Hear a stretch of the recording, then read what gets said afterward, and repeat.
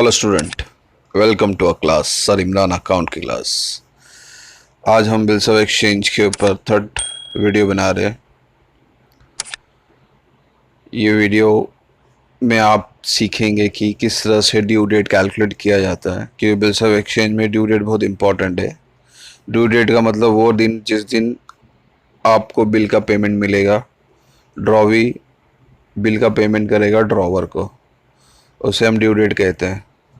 तो वो 2 महीना हो या डेज में हो, मंथ में हो, तो वो दिन क्रॉस होने के बाद कितना तारीख को पेमेंट मिलेगा उसे हम कैलकुलेट करना सीखेंगे।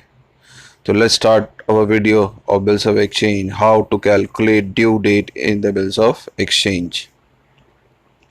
एग्जाम्पल 1 ले लेते हैं। Bill accepted on 1 Jan 2020। ये आपका एक्सेप्टेंस डेट है जिस दिन ड्रॉवी ने बिल एक्सेप्ट किया, और हमने उसको उधार का जो महीना दिया हुआ 2 महीना दिया हुआ है। अब देखते हैं सोल्यूशन पार्ट। आपको वर्किंग नोट को इस तरह से ड्रॉ करना है, डे, मंथ और ईयर।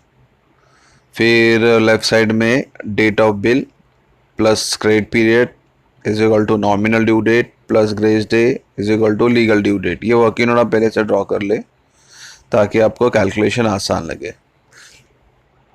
सबसे पहले मैंने डेट ऑफ बिल ले लिया 1 जनवरी 2020।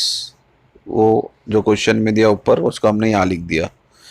डेज को डेज कॉलम में लिख दिया, मंथ को मंथ कॉलम में लिख दिया, ईयर को ईयर कॉलम में लिख दिया।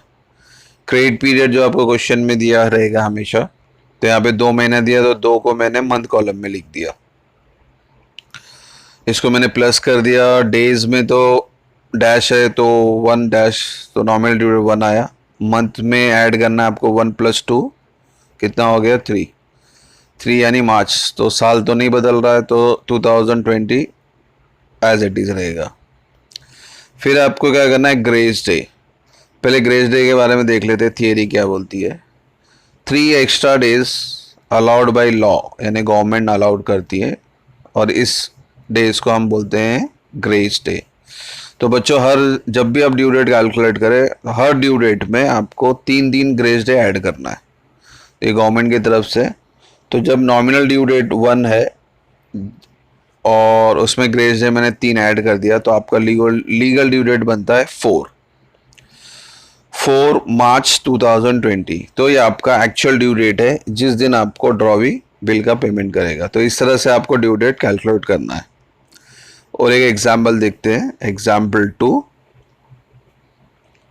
बिल एक्सेप्टेड ऑन 12 मई 2019। तो 12 मई 2019 को बिल एक्सेप्ट हो रहा है, और इसका उधार का जो अभी टर्म है वो 3 महीने का है।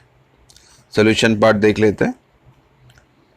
डे, मंथ, ईयर बॉक्स बना के रेडी रखें। लेफ्ट साइड में date of bill plus credit period is equal to nominal due date plus grace day is equal to legal due date.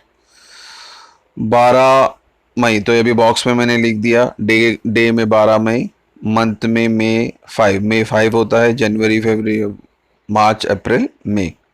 तो 5 मंथ में आपको 5 लिखना है। ईयर 2019 का 19। क्रेडिट पीरियड ऊपर से ले लें 3, वो मंथ कॉलम में लिख दें, क्योंकि मंथ दिया तो मंथ कॉलम में लिखना है। तो आपका नॉमिनल ड्यू डेट बना। डेज तो 12 ही रहेगा। मंथ में आपने 3 ऐड करना है, तो ये हो जाएगा 8। और साल 8 यानी अगस्त, यानी साल नहीं बदल रहा है, तो 2019 का 19 ही रहेगा। ग्रेस डे 3 दिन है। गवर्नमेंट ने कहा है कि हर बिल डेट में ग्रेस डे ऐड करें 3 दिन। तो 12 + 3 कितना हो गया, 15, 8, 2019। तो आपका लीगल ड्यू डेट आता है 15 अगस्त 2019। अब बच्चों, यहाँ पे प्रॉब्लम है, जब भी आपका लीगल ड्यू डेट कोई भी नेशनल हॉलीडे पे आए, पब्लिक हॉलीडे पे आए, तो उसमें आपको वो लीगल ड्यू डेट नहीं लेनी है, आपको एक दिन कम करना है। तो 15 अगस्त हमारा नेशनल हॉलीडे है, इंडिपेंडेंट डे है हमारा। 1947 में हमारा देश आज़ाद हुआ था, तो ये हॉलीडे। तो जब ऐसा डेट आए तो करें क्या? तो सबसे पहले मैं आपको नोट बता दूं कि नोट क्या कहता है। If the due date of bill is 26 Jan और 15 अगस्त, ये 2 नेशनल हॉलीडे है, इसको याद रखें, 26 जनवरी रिपब्लिक डे और 15 अगस्त हमारा independent day. Which is a public holiday then the payment of bill be made on the preceding day, यानी एक दिन पहले, दैट इज 25 जैन और 14 ऑफ अगस्त। तो आपका आंसर अगर 26 जनवरी है, लीगल ड्यू डेट 26 जनवरी आ रहा है कैलकुलेशन में, तो आप उसको कन्वर्ट कर देंगे 25 जनवरी में। और अगर आपका आंसर 15 अगस्त आ रहा है तो आप उसको कन्वर्ट कर देंगे 14 अगस्त में। तो इस सम में आपका जो ड्यू डेट है 15 अगस्त नहीं रहेगा, वो रहेगा आपका 14 अगस्त। So in this sum our due date will be 14 अगस्त 2019। तो आपको लीगल ड्यू डेट में जो डेट लिखनी है वो है 14 अगस्त 2019। तो वापिस से बोल रहा हूँ, दो हॉलीडे है 26 जनवरी 15 अगस्त। अगर आपका कैलकुलेशन का डेट ये डेट पे आ रहा है तो आप उसका एक एक दिन कम कर दें, ठीक है। और एक एग्जाम्पल ले लेते हैं, example 3। Bill accepted on 14 Jain 2020 और इसका क्रेडिट पीरियड है 90 दिन। अभी ये डेज में आ रहा है, ठीक है। तो डेज का कैलकुलेशन थोड़ा अलग होता है, उसको ध्यान से समझे। तो सॉल्यूशन पार्ट देख लें। अब इसका जो बॉक्स है थोड़ा अलग से बनेगा बॉक्स आपका,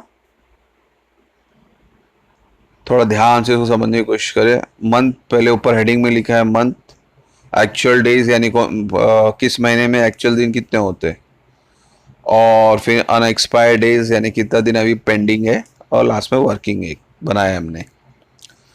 इसका कैलकुलेशन थोड़ा अलग होता है क्योंकि यहाँ पे डेज में दिया हुआ है।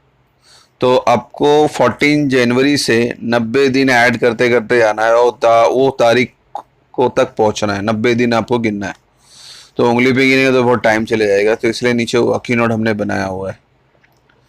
तो सबसे पहले तो आप जनवरी में देख लें कि 14 जनवरी से स्टार्ट हो रहा है। 14 जनवरी में, अब जनवरी में टोटल दिन तो होता है 31, मगर इसने शुरू हो गया 14 में। तो 14 से 31 पहले तो ये दिन गिन लें कितना दिन होता है। तो यहाँ वर्किंग है, आप देखिए मैंने माइनस किया है, 31 को 14 से माइनस कर दिया, तो आपका जो डेज जनवरी में आ रहा है वो 17 आ रहा है। तो अब हम क्या करेंगे, पहले 90 को 17 से माइनस करेंगे। 31 लिखा है, 31 नहीं करना है क्योंकि पूरा महीना इस्तेमाल, हाँ अगर 1 जनवरी बोलता तो मैं डायरेक्ट 31 माइनस करता, मगर ये 14 जनवरी बोल रहा है तो मुझे जो जनवरी में जितने मंथ पेंडिंग है वो देखने। तो हमने देखा कि 17 दिन ही पेंडिंग है। तो पहले मैं 90 में से 17 माइनस कर दूंगा तो मेरा बैलेंस डे बचता है 73, यानी 73 दिन और बाकी है। तो और जनवरी के बाद फिर अगला महीना क्रॉस जाएंगे हम लोग। अगला महीना है फरवरी 2020। अभी फरवरी देखो ये लीप ईयर है, इसलिए यहाँ पे मैंने 29 लिखा है। हाँ अगर 2019 होता, 18 होता तो मैं इसको 28 लिखता, क्योंकि ये लीप ईयर है इसलिए यहाँ पे हमने 29 लिखा है, ठीक है। तो अब हम सेकेंड स्टेप में क्या कर रहे हैं, हम लोग 73 को 29 से माइनस कर रहे हैं। तो अभी भी कितना दिन बच गया हमारा, 44 डेज, यानी अभी भी ये दिन बाकी है। और आगे जाते हैं, फरवरी के बाद अगला महीना कौन सा है, मार्च। और मार्च में टोटल दिन कितना है, 31। तो 44 से 31 भी माइनस हो जाएगा, तो बैलेंस कितना बचा, 13। अब अगला महीना है मार्च के बाद अप्रैल। अप्रैल में टोटल दिन कितने, 30। अभी 30 ज़्यादा है और 13 कम है, यानी अप्रैल महीना क्रॉस नहीं कर रहा है। तो हम क्या करेंगे, आपका कैलकुलेशन यहीं स्टॉप कर देंगे क्योंकि आपका आंसर आता है 13 अप्रैल। तो आपका जो ड्यू डेट है वो, ये नॉमिनल ड्यू डेट है 13 अप्रैल। अब नॉमिनल ड्यू डेट नहीं, हमें लीगल ड्यू डेट चाहिए। तो नॉमिनल ड्यू डेट को लीगल ड्यू डेट में कन्वर्ट करने के लिए हमें गवर्नमेंट की तरफ से 3 दिन दिए गए हैं, उसे ऐड करना पड़ेगा। तो अब ये 13 अप्रैल में ये 3 दिन ग्रेस डे मैं ऐड करता हूँ, तो मेरा लीगल ड्यू डेट बनता है 16 अप्रैल 2020। तो बच्चों आपका आंसर आया 16 अप्रैल 2020। तो इस तरह से जब डेज हो तो इस तरह से आपको लीगल ड्यू डेट कैलकुलेट करना है। और एक एग्जाम्पल ले लेते हैं, एग्जाम्पल 4।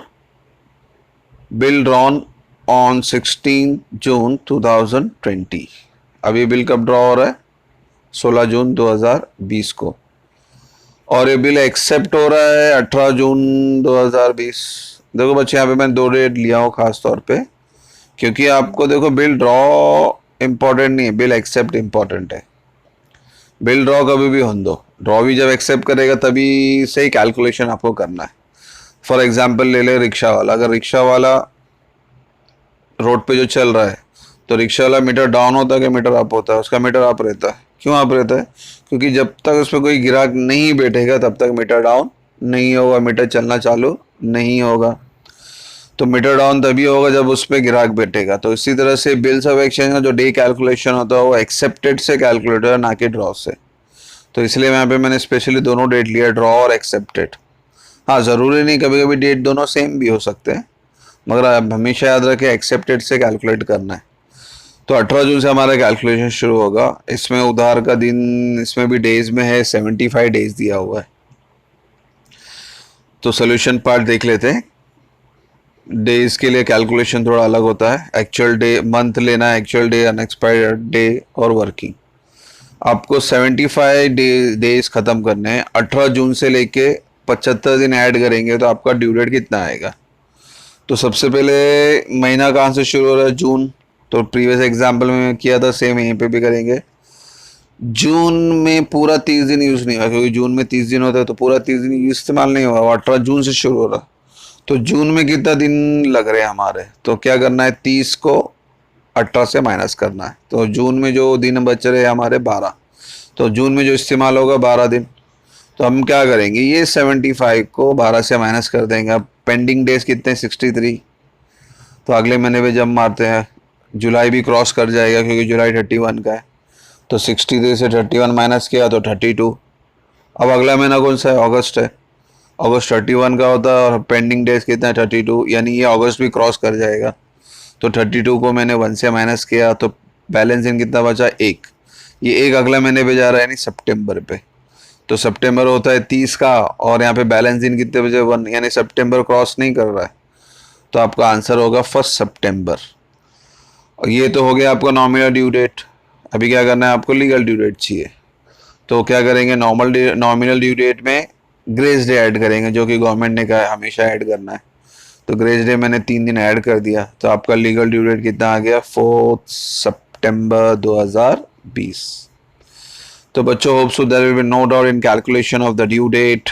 किस तरह के मंथ दिया हो तो किस तरह कैलकुलेट करें, डेज दिया हो तो किस तरह कैलकुलेट करें। Hope so there will be no doubt. Thank you for watching the video.